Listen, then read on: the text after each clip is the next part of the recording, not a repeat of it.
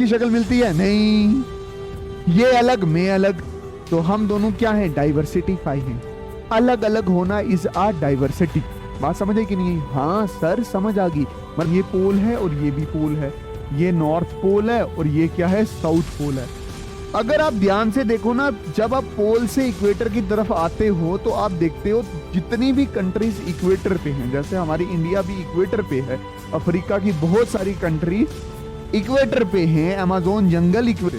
तो वो बोलता है कि हर एक नेट बोल्ट जो है, ये जो वो नेट है ना, स्क्रू जो है, वो क्या है? स्पीशीज है। जैसे जैसे एक एक स्पीशीज दुनिया से खत्म होती जाएगी तो पूरा जहाज भी आस्ता आस्ता खत्म हो जाएगा या इकोसिस्टम खत्म हो जाएगा। रिसर्च के पर्पस से जा सकते हैं, देखो रिसर्च के पर्पस से ह्यूमंस अपने घर बना सकते हैं और टूरिज्म हो सकता है। ठीक है, बफर जोन में। हाय एवरीवन, अस्सलाम वालेकुम वरहमतुल्लाहि वबरकातुहू। नमस्ते, सत श्री अकाल, के हाल है तुम्हारा? सब बढ़िया? हाँ बढ़िया सर। सर ईवीएस जल्दी खत्म करवा दो, हमें नहीं तैयार है। हम कहाँ को जाएगा, हमें नहीं तैयार है। तो मेरी जान, ये लो ईवीएस की 5वीं वीडियो। इसके बाद 2 छोटी छोटी वीडियो और बचती हैं, वो भी मैं आज अफ्तारी से पहले पहले करवा दूंगा। ठीक है, अभी का टॉपिक क्या है, अभी का चैप्टर क्या है? That is biodiversity and management. ये हमने बॉटनी में पढ़ रखा है। क्या क्या नाम था वहां पे? Biodiversity and conservation. ये जो बॉटनी वाले बच्चे हैं ना, इस चैप्टर को बहुत अच्छे से पहचानते हैं। वही है बायोडाइवर्सिटी एंड मैनेजमेंट। बाप वीडियो रहने वाली है, बिल्कुल बेसिक से टॉप तक चलेंगे। आराम आराम से करवाऊंगा, हर एक टॉपिक को टच करूंगा। डोंट वरी, इसके बाद आपको किताब पढ़ने की भी जरूरत नहीं पड़ेगी, क्योंकि सारे टॉपिक में इसी में कवर करवाने वाला हूं। और आप सबको पता है क्या कि पेपर यहीं से बनने वाला है मेरी जान। अच्छा, व्हाट इज बायोडाइवर्सिटी? क्या मतलब होता है बायोडाइवर्सिटी का? सबसे पहले आप समझो कि डाइवर्सिटी का मतलब क्या होता है। डाइवर्सिटी का मतलब होता है अलग अलग होना।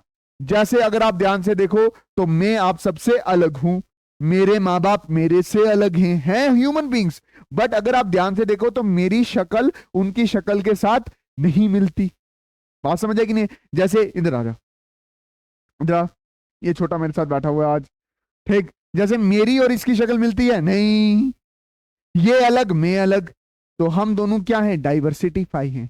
अलग अलग होना इज आ डाइवर्सिटी। बात समझ आई कि नहीं? हाँ सर समझ आ गई। मतलब हम दोनों जो अलग अलग दिखते हैं। हाय बोलो सबको, बोल के हाल चाल है, बोला क्या हाल चाल है? चल ठीक है बच्चा। ठीक है, तो हम दोनों जो अलग दिखते हैं वही डाइवर्सिटी है या डिफरेंट है। समझ आ कि नहीं है? आप अपने घर में देखो तो सुबह से लेके शाम तक जो आप खाना भी खाते हो वो अलग अलग खाते हो, वो अलग अलग होना ही डाइवर्सिटी है। ठीक है, जो आप कपड़े पहनते हो, जो आज पहनते हो शाम को नहीं पहनोगे, जो आज पहनते हो वो कल को नहीं पहनोगे, जो अभी पहने वो 1 महीना पहले नहीं पहने होंगे या 1 महीने बाद नहीं पहनोगे, तो ये क्या डाइवर्सिटी। बायोडाइवर्सिटी का मतलब क्या हो गया कि लाइफ में डाइवर्सिटी क्या है। मतलब जैसे मैं अलग दिखता हूं रैट से, कैट से, बैट से, डंकी से, हॉर्स से, लाइन से, टाइगर से, लाइगर से, एप्पल प्लांट से, मैंगो प्लांट से, राइस प्लांट से, व्हीट प्लांट से। तो ये अलग अलग होना, मतलब लाइफ का, मतलब लिविंग बींग्स का अलग अलग होना इज अ बायोडाइवर्सिटी। क्योंकि बायो का मतलब लाइफ होता है। जैसे मैं अच्छे से बोलूं, the variety and variability of living organism, मतलब अलग अलग तरह के लिविंग ऑर्गेनिज्म का होना ही बायोडाइवर्सिटी है। जैसे डॉग अलग दिखता है कैट से, कैट बैट से अलग, tiger, lion, fish, crocodile. Humans हम अलग दिखते हैं, lion, donkey, zebra, crocodile, mosquito, musca domestica that is house fly. ठीक, ये सारे क्या हैं? अलग अलग हैं। ये देख कितने कितने कितने डाइवर्सिटीफाई है हमारा अर्थ। मतलब देख, शेर है, एलिफेंट है, डॉल्फिन है, टाइगर है, क्रोकोडाइल है, जेब्रा है, कितने अलग अलग तरह की बर्ड्स हैं। इसी को बायोडाइवर्सिटी कहते हैं। अच्छा, अगर आप टाइप्स ऑफ बायोडाइवर्सिटी की बात करो, टाइप्स की, तो 3 तरह की हैं। छोटा छोटा ही बताया है आपकी बुक में। एक है जेनेटिक डाइवर्सिटी। जेनेटिक डाइवर्सिटी मतलब डाइवर्सिटी एट जीन लेवल, मतलब जो अलग अलग तरह के जीन्स होते हैं ना, जैसे फॉर एग्जांपल मेरी बॉडी पे ऐसे मेरे सेल में ऐसा जीन है जिसकी वजह से मेरी बॉडी पे हेयर्स क्या है, कम। बट अगर आप मंकी में चले जाओ तो उनके बॉडी के अंदर जो सेल हैं उनके अंदर ऐसे जीन्स हैं जो क्या करते हैं, बॉडी के ऊपर ज्यादा हेयर प्रोड्यूस करते हैं। ठीक है, फोन चेंज करना पड़ेगा यार, नंबर चेंज करना पड़ेगा, दिन में 1000 कॉल आ जाती है। I am very sorry, but यार प्लीज, मतलब अगर मैं आपका फोन ही उठाता रहूंगा तो मैं लेक्चर नहीं बना पाऊंगा। आप इस चीज को समझो, आप मैसेज ड्रॉप किया करो, ठीक है। Genetic diversity, diversity at the gene level, ये मैंने आपको बताया। फिर स्पीशीज डाइवर्सिटी, मतलब अलग अलग स्पीशीज क्या होती है, अलग अलग होती है। मेरी स्पीशीज अलग है बटरफ्लाई से, बटरफ्लाई की अलग है मॉस्किटो से। फिर इकोसिस्टम डाइवर्सिटी, मतलब देख हर एक इकोसिस्टम अलग है, जैसे पानी वाला इकोसिस्टम लैंड वाले इकोसिस्टम से अलग है, फॉरेस्ट वाला इकोसिस्टम टेरेस्ट्रियल इकोसिस्टम या लैंड वाले इकोसिस्टम से अलग है। That is the diversity eight ecosystem level. उसके बाद मैं बोल रहा हूं the biodiversity eight global level, पूरी दुनिया की बायोडाइवर्सिटी क्या है। अगर अच्छे से बात करूं तो मेरे पास हमारी दुनिया में 20,000 प्रजातियां सिर्फ चींटियों की हैं, आंट्स की। 3 लाख प्रजाति बीटल्स की हैं। बीटल्स पता ना क्या होते हैं, आप गूगल कर लो बीटल्स क्या होते हैं, आपको फोटो मिल जाएगा, ठीक है। 28,000 स्पीशीज सिर्फ मछलियों की हैं। 20,000 स्पीशीज ऑर्किड्स की हैं, ऑर्किड प्लांट्स होते हैं, एक बार सर्च करना। इंडिया में 50,000 जेनेटिकली डिफरेंट स्ट्रेन है राइस के, चावलों के इतने अलग अलग तरह की प्रजातियां हैं, ठीक है। India also have 1000 variety of mango, 1000 अलग अलग वैरायटी है सिर्फ आम की, इंडिया में मैं बात कर रहा हूं, ठीक है। अच्छा, मैग्नीट्यूड ऑफ बायोडाइवर्सिटी, मैग्नीट्यूड मतलब कितनी बायोडाइवर्सिटी है। According to IUCN, International Union for Conservation of Natural and Nature Resource, ये एक ऑर्गेनाइजेशन है, इसके अकॉर्डिंग 2004 में जो पूरी प्रजाति है, पूरी दुनिया की कितनी प्रजाति हैं, 1.7 मिलियन, मतलब 17 लाख अलग अलग प्रजातियां हैं। उनमें से 1.5 दैट इज 15 लैक्स क्या है, एनिमल्स, और 0.7 मिलियन मतलब 7 लाख क्या है, दैट इज प्लांट्स। 7 लाख नहीं मेरी जान, थोड़ा सा गलत लिखा है, इसको थोड़ा सा हम चेंज करेंगे, इसको चेंज कर लो। 17 लाख में से 1.2 मिलियन एनिमल्स हैं, मतलब 12 लाख एनिमल्स हैं, और 0.5 बचे हुए, मतलब 5 लाख क्या हैं, दैट इज प्लांट्स। इस चीज का थोड़ा थोड़ा ध्यान रख लेना, मैंने चीज सही कर दी है, ठीक। उसके बाद इंडियन बायोडाइवर्सिटी, एक नेशनल लेवल की, मतलब हम अपने नेशन में देखें तो कितनी बायोडाइवर्सिटी है। Indian biodiversity is one of the 12th mega diversity country in the world, मतलब दुनिया में 200 कंट्रीज हैं अराउंड, उसमें से 12वें नंबर पे इंडिया आती है जिसमें बहुत सारी प्रजातियां हैं। अच्छा, 2.4% पूरी दुनिया का लैंड है, बट 8.1% ऑफ 8.1 इसकी क्या, 8.1% इसकी स्पीशी डाइवर्सिटी है, ठीक है। 45,000 स्पीशीज ऑफ प्लांट हैं इसमें, प्लांट्स।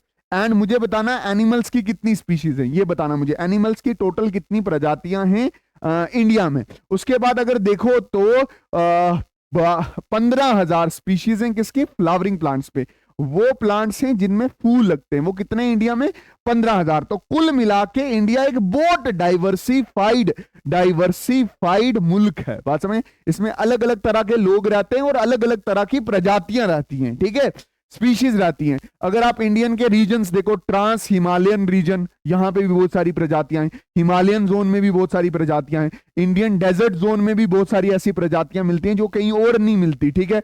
सेमी आर्किड रीजन हो गया, वेस्टर्न घाट्स हो गया, डेक्कन प्लेट्यूस हो गया, ये जगह के नाम है। कोस्टल एरियाज हो गए, मतलब समुद्र के साइड के इलाके भी हो गए जहां पे बहुत ज्यादा प्रजातियां देखने को मिलती हैं। इंडियन आइसलैंड, बताना इंडियन आइसलैंड कौन कौन सा है जहां पे बहुत सारी डाइवर्सिटी देखने को मिलती है। आपने बस ये दिमाग में रखना कि यार ये वाले एरिया हैं इंडिया में जिसमें बहुत सारी डाइवर्सिटी मिलती है एट लोकल लेवल। जैसे मैं डिस्ट्रिक्ट पुंछ से आता हूं, मैं पुंछ से आता हूं जी, तो पुंछ में भी बहुत तरह की डाइवर्सिटी है, अलग अलग प्रजातियां हैं, वीट प्लांट अलग है, राइस प्लांट अलग है, यहाँ पे पाइनस होता है, चीड़ का पेड़ होता है, देवदार का पेड़ होता है, जिंको प्लांट होता है, मन्नू का पेड़ होता है, यहाँ पे यूक्लिप्टस होता है जिसको सफेदा बोलते हैं, यहाँ पे रैट होता है, मतलब रैट है, रैट की अलग अलग प्रजातियां हैं, कैट की अलग अलग प्रजातियां हैं, बात समझ है कि नहीं है। तो we have different types of plants and animals in our local area. अगर मैं पुंछ की बात करूं तो प्लांट्स की तकरीबन 2000 अलग अलग तरह की प्रजातियां पाई जाती हैं और एनिमल्स की 3500 या 3500 अलग अलग तरह की क्या पाई जाती हैं, प्रजातियां पाई जाती हैं। इसके बाद क्या, पैटर्न ऑफ बायोडाइवर्सिटी, मतलब पूरी दुनिया में बायोडाइवर्सिटी कहां कहां ज्यादा है।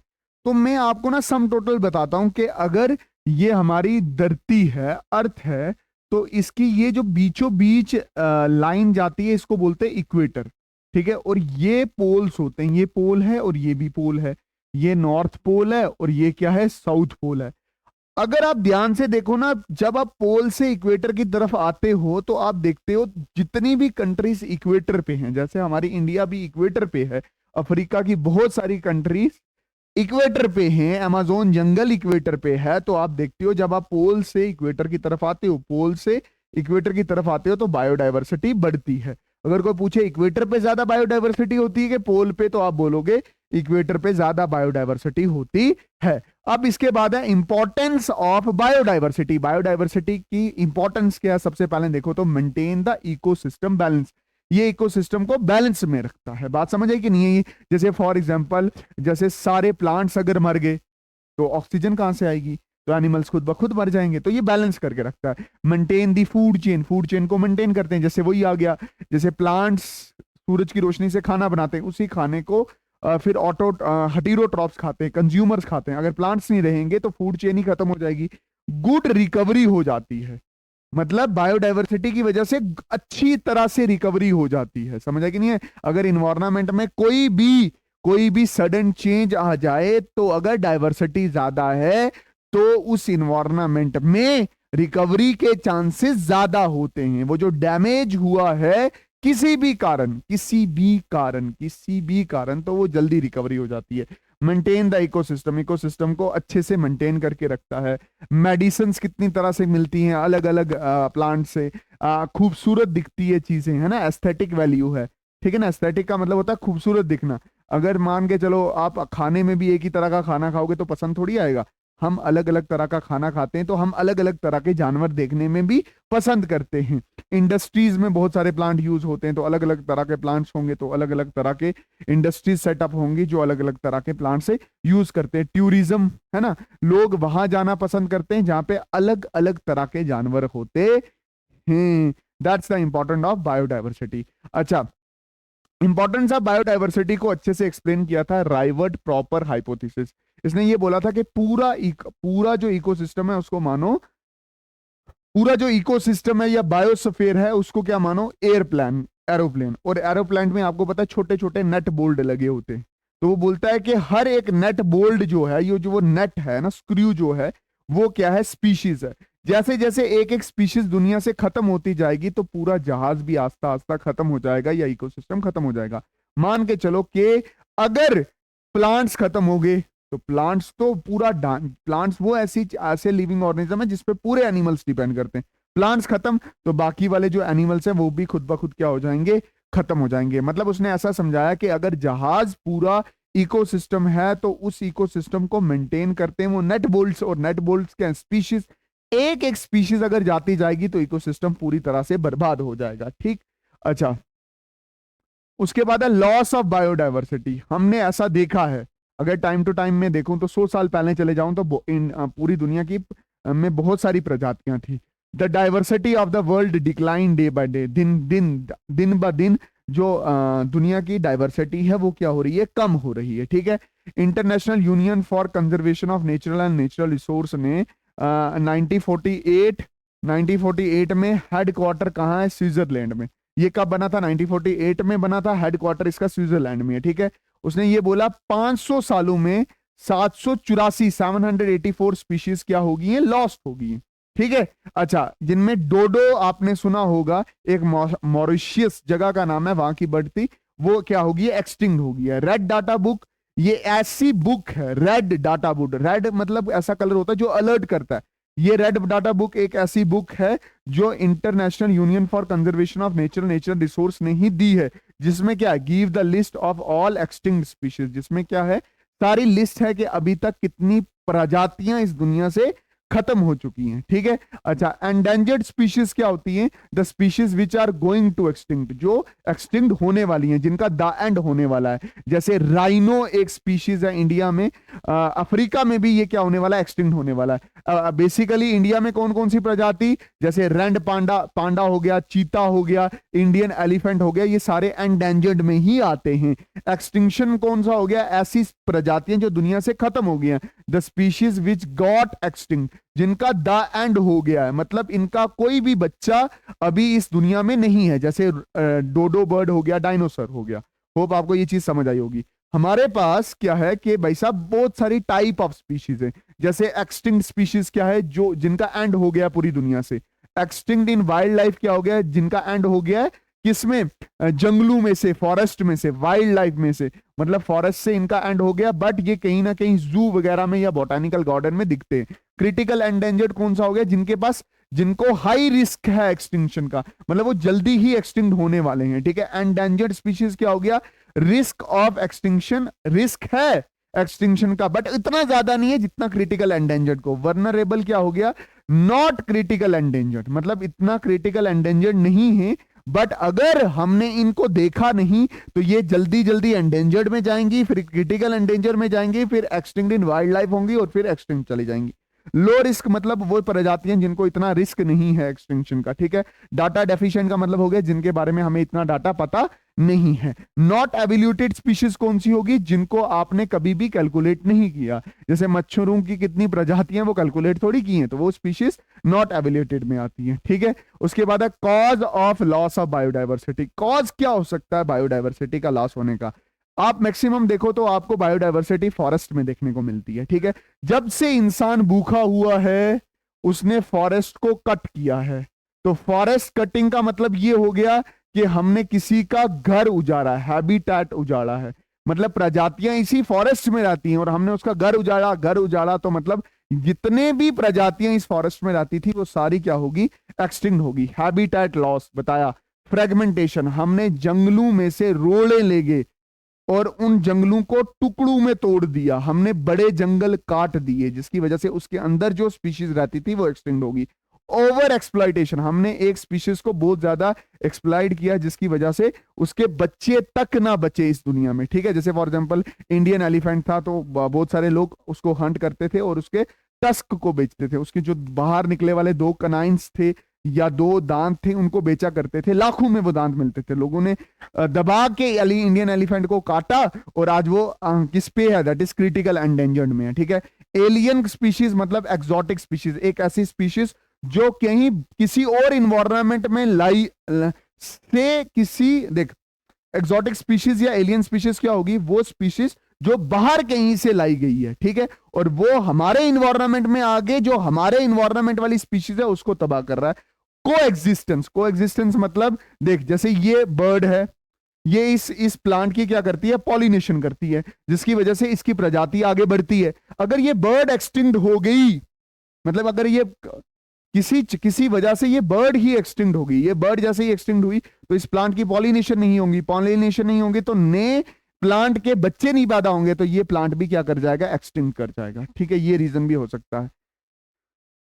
उसके बाद है बायोडाइवर्सिटी कंजर्वेशन। अब मेरी बात ध्यान से समझना, अब हुआ क्या, हुआ ये कि हमें पता चला कि दिन ब दिन हमारे इन्वायरमेंट में जो लिविंग ऑर्गेनिज्म की डाइवर्सिटी है वो खत्म हो रही है और आस्ता आस्ता हर एक लिविंग ऑर्गेनिज्म क्या हो रहा है, मर रहा है। तो हमने सोचा हम उसकी कंजर्वेशन करेंगे। ठीक है, प्रोटेक्शन ऑफ स्पीशीज करेंगे, या तो उसके नेचुरल हैबिटेट में करेंगे जिसको बोलेंगे इन सिटू कंजर्वेशन, या तो उसको बाहर निकाल के किसी स्पेशल जगह पे करेंगे जिसको बोलते हैं that is ex situ conservation. इन सिटू मतलब उसका अपना हैबिटेट है, नेचुरल हैबिटेट है। ठीक है, यहां पे क्या मैन मेड हैबिटेट है। ठीक, अब हुआ कि इसमें नेशनल पार्क हो जाते हैं, वाइल्ड लाइफ सेंचुरी आ जाती है, बायोस्फीयर रिजर्व आ जाते हैं, हॉटस्पॉट आ जाते हैं, रामसर साइट्स आ जाती हैं, ये मैं सारी डिस्कस करूंगा। अब देख इसकी एडवांटेज क्या है, इंस्टीट्यूट कंजर्वेशन में मतलब जहां वो रहता है वहीं उसको प्रोटेक्ट करना है, ठीक है। नो ह्यूमन इंटरवेंशन, इंसान की कोई भी इंटरवेंशन नहीं है, नेचुरल वे है एक तरह का, इंसान कुछ नहीं करता, लेस एक्सपेंसिव, पैसे इतने नहीं लगते, इजी टू मैनेज हो जाता है। और जिन जगहों पे ऐसे इन प्लांट्स और एनिमल्स को प्रोटेक्ट किया जाता है वहां पे ह्यूमन एक्टिविटी बिल्कुल जीरो कर दी जाती है, ठीक है। एक्सीटो कंजर्वेशन में क्या होगा, जू बनाए जाएंगे अलग एरिया में, जैसे आपने जम्मू का जू देखा होगा, बाहर से स्पीशीज लाके वहां पे रखी गई हैं, लोग उसको देखते भी है एजुकेशनल पर्पस के लिए कि हाँ ऊंट कैसा दिखता है, क्रोकोडाइल कैसा दिखता है, टाइगर कैसा दिखता है, लाइन कैसा दिखता है, ठीक है। बोटानिकल गार्डन बनाए गए हैं या पार्क बनाए गए हैं जिनमें प्लांट्स लगाए जाते हैं, ठीक है। उसके उसके नेचुरल हैबिटेट को निकाल के आर्टिफिशियल हैबिटेट में, जीन बैंक हैं जहां पे बहुत अलग अलग तरह की जीन को सेव करके रखा जाता है, सीड बैंक हैं जहां पे अलग अलग तरह के सीड्स को प्रिजर्व करके रखा जाता है, टिश्यू कल्चर बैंक है एक ऐसा बैंक जिसमें जो प्लांट एग्जिस्ट होने वाला होता है उसके प्लांट के या एनिमल के टिश्यू को प्रिजर्व करके रखा जाता है, ठीक है, ताकि उससे नई प्रजाति बना सकें। और इसकी एडवांटेज क्या है कि ये सक्सेसफुल ब्रीडिंग में, मतलब ऐसा हो सकता है कि कुछ ऐसे जानवर होते हैं जो नेचुरल एरिया में अच्छे से ब्रीड नहीं कर पाते, रिप्रोडक्शन अच्छे से नहीं कर सकते, उसके बच्चे जल्दी जल्दी मर जाते हैं नेचुरल हैबिटेट में। तो हम क्या करते हैं, उनको ब्रीडिंग अच्छे से करते हैं और उनके जो बच्चे होते हैं उनको कोई बीमारी ना लगे तो उसको एक इन्वायरमेंट देते हैं ताकि उनके बच्चे सेफ हो जाएं। और रिसर्च पर्पसेस के लिए ये जू, बोटानिकल गार्डन या जो जू में रखी हुई स्पीशीज है या बोटानिकल गार्डन में रखी हुई स्पीशीज है वो यूज होती है। अच्छा, कॉज ये तो मैंने करवा दिया।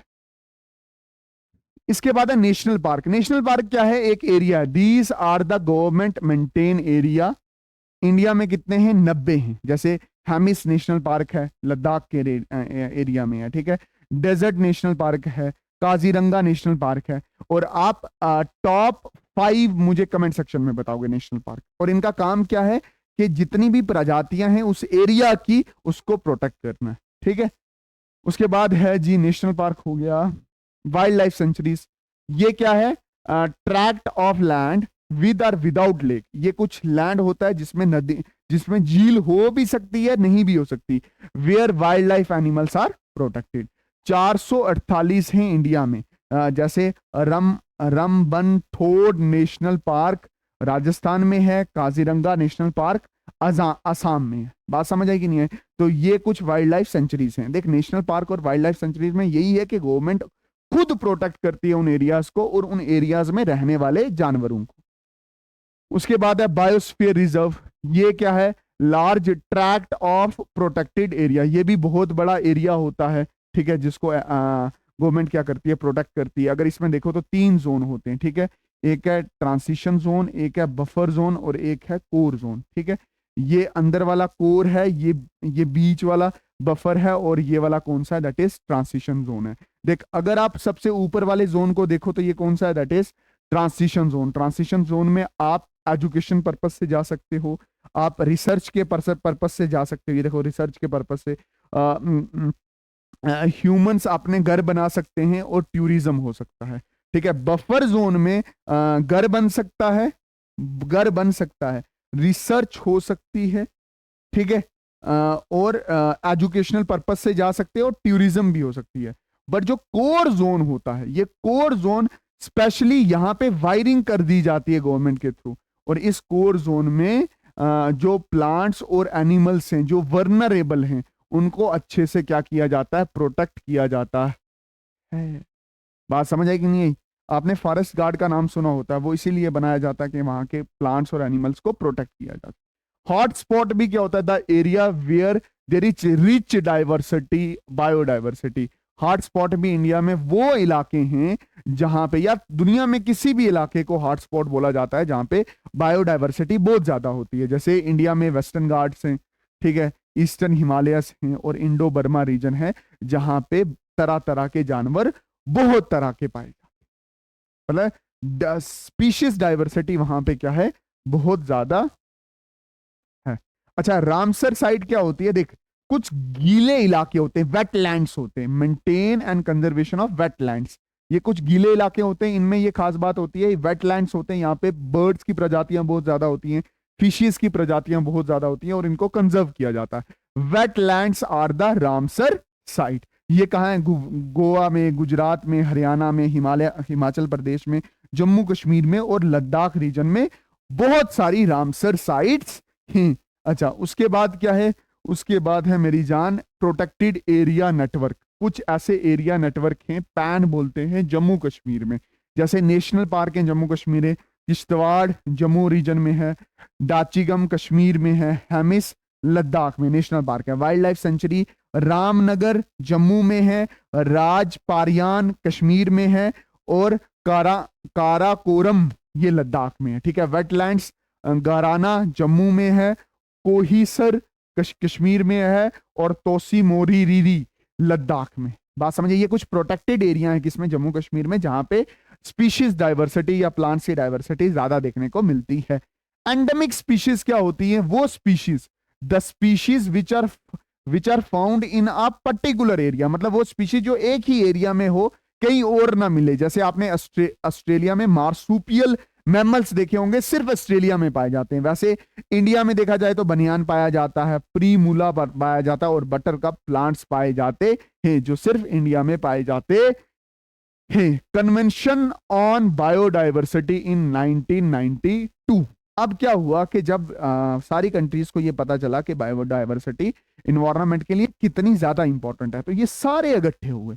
जैसे यूएसए हो गया, चाइना हो गया, कनाडा हो गया, फ्रांस हो गया, ब्रिटेन हो गया, जर्मनी हो गया, ये सारे इकट्ठे हुए और उन्होंने ये एक ट्रीटी बनाई जिसको हम बोलते हैं convention on biodiversity 1992। International treaty है, बहुत सारी कंट्रीज ने मिलकर बनाई है, एनफोर्स या लागू कब हुई? 1992 में। और इसका मैन गोल क्या था? कि बायोडाइवर्सिटी को बचाना है। हमने ऐसे रूल्स और एक्ट लाने हैं अपनी अपनी कंट्री में जो क्या करेंगे? हमारे एरिया की बायोडाइवर्सिटी को कंजर्व करेंगे। और दूसरा उसके बाद क्या है? दैट इज सस्टेनेबल डेवलपमेंट, मतलब अपनी अपनी फॉरेस्ट को, बायोडाइवर्सिटी को इस तरह से यूज करना है कि वो दुनिया से एक्सटिंग ना हो और हमारे बच्चों के लिए या हमारे बच्चों के यूज के लिए भी आए। यहां पे हमारा ये चैप्टर क्या होता है? एंड होता है। मैंने बहुत अच्छे से मैनेजमेंट ऑफ बायोडाइवर्सिटी आपको करवाया है, नोट्स में टेलीग्राम में डाल दूंगा। बाकी मिलते हैं किसी और नई खूबसूरत सी वीडियो में, तब तक के लिए अल्लाह हाफिज, अल्लाह रखा, शुभ रात्रि, जय हिंद। जम्मू जिंदाबाद, कश्मीर जिंदाबाद, जम्मू कश्मीर जिंदाबाद, हिंदुस्तान जिंदाबाद, तुम जिंदाबाद, हम जिंदाबाद। नोट्स टेलीग्राम से उठा लेना। ठीक है, बाय बाय, अल्लाह हाफिज।